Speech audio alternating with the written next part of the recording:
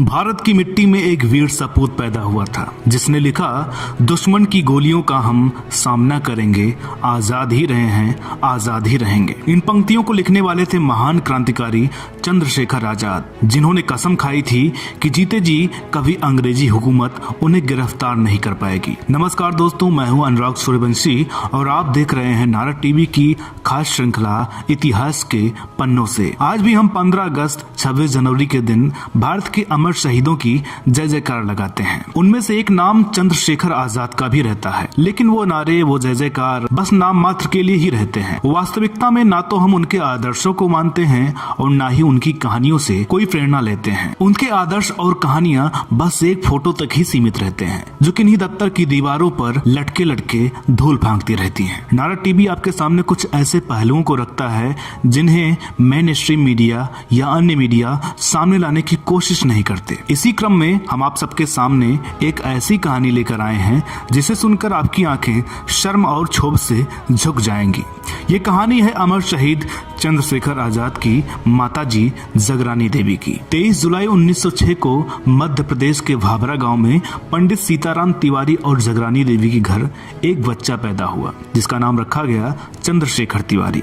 लेकिन बाद में उस लड़के ने खुद को आजाद घोषित कर दिया और कभी अंग्रेजों के हाथों न मरने की कसम खाई। पंडित सीताराम तिवारी उत्तर प्रदेश के उन्नाव जिले के बदर गांव के रहने वाले थे। बाद में वो भीषण अकाल के चलते मध्य प्रदेश के भाभरा गांव में जा बसे थे। हम आपको कहानी सुनाएंगे चंद्रशेखर आजाद के शहीद होने के बाद की। चंद्रशेखर आजाद के शहीद होने की खबर उनकी मां को कई महीनों बाद मिली। वो पहले ही ऐसी दुख की घड़ी से गुजर रही थी। उस पर जब उन्हें ये पता चला कि उनका बेटा नहीं रहा तो पूरी तरह से टूट गई। बताते हैं कि चंद्रशेखर ने अपनी फरारी के करीब 5 साल बुंदेलखंड में गुजारे थे। इस दौरान वे ओरछा और झांसी में रहे। ओरछा में सातार नदी के किनारे गुफा के समीप कुटिया बनाकर वे 1.5 साल तक रहे थे। फरारी के समय सदाशिव उनके सबसे विश्वसनीय लोगों में से एक थे। आजाद उन्हें अपने साथ साथ मध्य प्रदेश के झाबुआ जिले के भाभरा गांव ले गए थे और उन्हें अपने माता पिता से मिलवाया था। सदाशिव आजाद के शहीद होने के बाद भी ब्रिटिश शासन के खिलाफ संघर्ष करते रहे और कई बार जेल गए। देश को अंग्रेजों से आजादी मिलने के बाद वह चंद्रशेखर के माता पिता का हालचाल पूछने उनके गांव पहुंचे, जहां उन्हें पता चला कि चंद्रशेखर की शहादत के कुछ साल बाद उनके पिता का भी देहांत हो गया था। आजाद के भाई की मृत्यु भी उनसे पहले हो चुकी थी। पिता के देहांत के बाद चंद्रशेखर की मां बेहद गरीबी में जीवन काट रही थी। गरीबी के बावजूद उन्होंने कभी किसी के आगे हाथ नहीं फैलाया। वो जंगल से लकड़ियां काट कर लाती और उनको बेचकर ज्वार बाजरा खरीदती थी। भूख लगने पर ज्वार बाजरा का घोल बनाकर पी लेती थी। उनकी यह स्थिति देश को आजादी मिलने के बाद 2 साल यानी 1949 तक जारी रही। सदाशिव राव ने जब यह देखा तो उनका मन काफी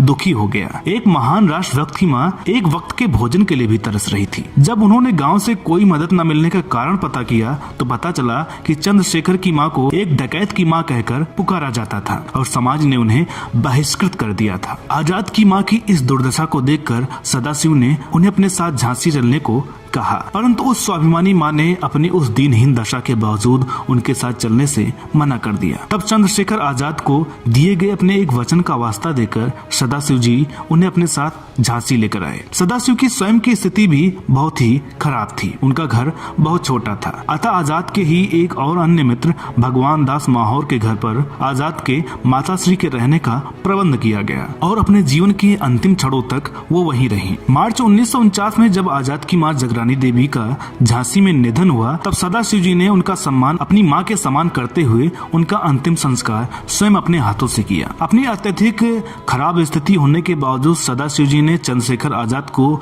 दिए गए अपने वचन के अनुरूप आजाद की माताश्री को अनेक तीर्थ स्थानों के दर्शन भी करवाए थे। अब यहाँ से प्रारंभ होता है वो कालाध्याय जो भारतीय राजनीति के उस भयावह चेहरे को प्रदर्शित करता है जिसके रोम रोम में चंद्रशेखर आजाद सरीखे क्रांतिकारियों के प्रति केवल और केवल जहर ही भरा हुआ था। चंद्रशेखर आजाद की माताश्री के देहांत के पश्चात झांसी की जनता ने उनकी स्मृति में उनके नाम से एक सार्वजनिक स्थान पर एक पीठ का निर्माण किया। प्रदेश की तत्कालीन सरकार ने इस निर्माण को झांसी की जनता द्वारा किया हुआ अवैध और गैर कानूनी कार्य घोषित कर दिया, किंतु झांसी के राष्ट्रभक्त नागरिकों ने तत्कालीन सरकार के उस शासनादेश को महत्व न देते हुए उस पीठ के पास ही चंद्रशेखर आजाद की माताश्री की मूर्ति की स्थापना करने का फैसला किया। जब सरकार को यह पता चला कि आजाद की मां की मूर्ति तैयार की जा चुकी है और सदाशिवराव, रूपनारायण, भगवान दास माहौर समेत कई अन्य क्रांतिकारी झांसी की जनता के सहयोग से मूर्ति की स्थापना करने जा रहे हैं, तो उसने चंद्रशेखर आजाद की माताश्री की